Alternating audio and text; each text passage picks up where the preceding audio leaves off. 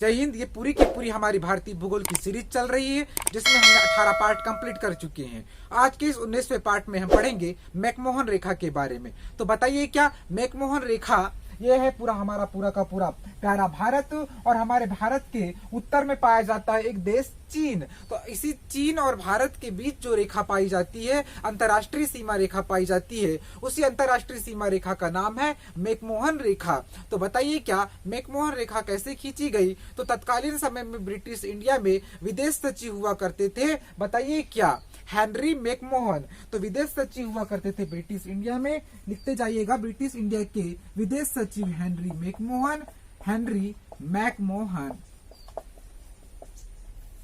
और तिब्बत के प्रतिनिधियों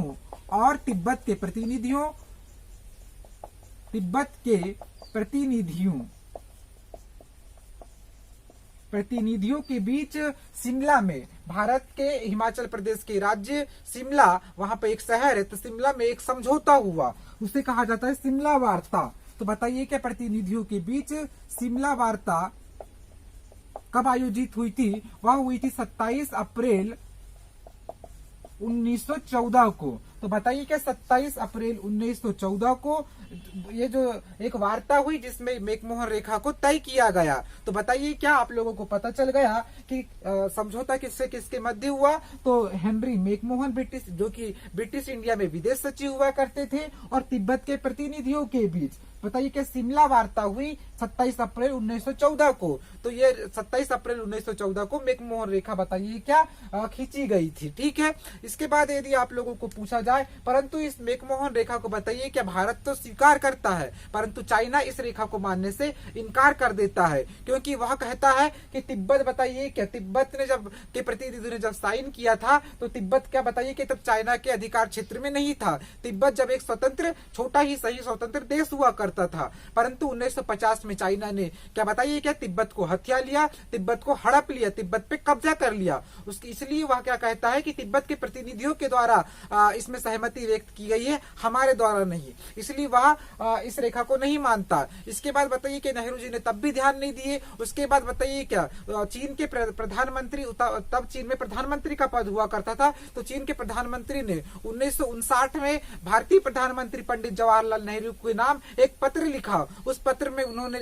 स्पष्ट चर्चा की कि हम जो मैकमोहन रेखा है उसे स्वीकार नहीं करते हैं, और भारत का अरुणाचल प्रदेश भी हमारा है, लद्दाख भी हमारा है, और बताइए क्या सिक्किम भी हमारा है, और भूटान भी हमारा है। इस प्रकार से उन्होंने भारतीय प्रधानमंत्री को पत्र लिखा। तो भारतीय प्रधानमंत्री तब भी अपनी गुटनिरपेक्ष नीति के कारण और उनकी जो शांति प्रिय नीति थी उसके तहत वो चुप रहे, नेहरू जी। इसके बाद क्या हुआ, जैसे ही जो दलाई लामा थे वो भारत आए, उसके बाद क्या बताइए क्या 1962 में चाइना ने भारत पर आक्रमण कर दिया, अचानक आक्रमण कर दिया, और बताइए क्या आक्रमण करके उन्होंने ये जो लद्दाख का कुछ क्षेत्र था, यहां तक उनकी सेना अंदर तक प्रवेश कर गई। जो रेड कलर की लाइन दिख रही यहां तक, ये वाली, यहाँ तक इस लद्दाख में तो चीनी सेनाएं प्रवेश कर गई, और अरुणाचल प्रदेश के भी बहुत सारे क्षेत्र में चीनी सेना प्रवेश कर गई थी। उसके बाद क्या अरुणाचल प्रदेश से तो चीनी सीमा को भारतीय सीमा, जो भारतीय सेना थी उसने खदेड़ दिया, परंतु चीन ने जो अक्साई, जो याला क्षेत्र था लद्दाख का, इसे हम कहते हैं अक्साई चीन,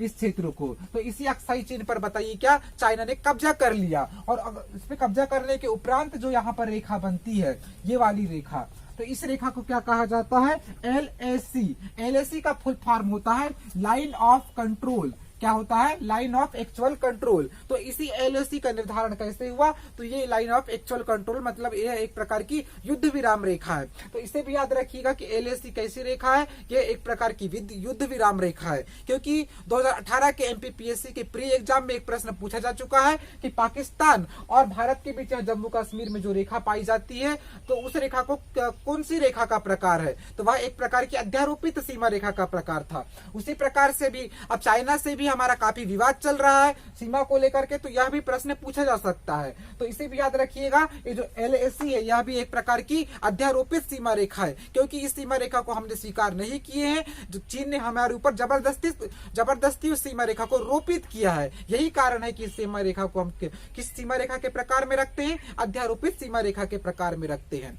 दरअसल चाइना की एक पॉलिसी चलती है, वह कहता है कि ये जो इस तरफ का जो पूरा जो चाइना, इस तरफ का जो चाइना है, ये पूरा का पूरा शरीर है उसका।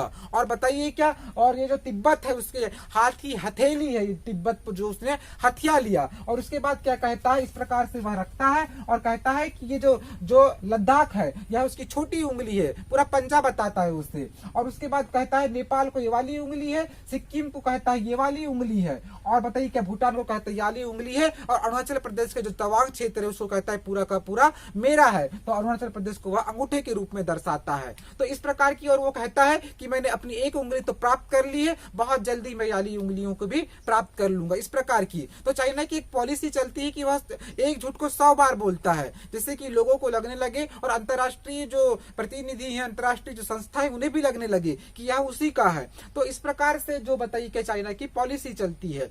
अब जो प्रश्न यहाँ से बनते हैं उस पर हम ध्यान देते हैं। तो बताइए कि सबसे पहला प्रश्न पूछा जा सकता है कि जो मैकमोहन रेखा है कब खींची गई। तो मैकमोहन रेखा खींची गई 27 अप्रैल 1914 को। किनके मध्य खींची गई, पहला प्रश्न पूछा जा सकता है। तो हेनरी मैकमोहन कौन थे? हेनरी मैकमोहन थे ब्रिटिश इंडिया में उस वक्त सचिव, विदेश सचिव के पद पर पदस्थ थे। उसके बाद तिब्बत के प्रतिनिधियों के बीच यह शिमला में, तो यह वार्ता कब हुई थी? शिमला में वार्ता हुई थी। बताइए क्या, शिमला समझौता अलग है। शिमला समझौता इंदिरा गांधी जी और पाकिस्तान के जो प्रधानमंत्री थे उनके मध्य हुआ था 1972 में, बल्कि यह शिमला वार्ता है। समझौता और वार्ता में थोड़ा फर्क है, तो इसमें ध्यान रखिएगा। शिमला समझौता अलग है और शिमला वार्ता अलग है, ठीक है। तो 27 अप्रैल 1914 को इस डेट को याद रखिएगा, क्योंकि आजकल जो प्रश्न पूछे जा रहे हैं वह डेट के साथ पूछे जा रहे हैं। और एक प्रश्न पूछा जा सकता है, एलएसी कब निर्धारित हुई थी? तो यह निर्धारित हुई थी 1962 के युद्ध के उपरांत। इसको कहते हैं वास्तविक नियंत्रण रेखा। अभी जो सीमा रेखा है वह एलएसी से ही निर्धारित होती है, मैकमोहन से नहीं, क्योंकि जो एलएसी है यहाँ से पूरी की पूरी हमारी सीमा रेखा निर्धारित होती है। आशा करता हूं आपको यह वीडियो लेक्चर काफी पसंद आया होगा और आपने प्रत्येक बातों को नोट किए होंगे। अब मिलेंगे हम अगले वीडियो लेक्चर में। जय हिंद।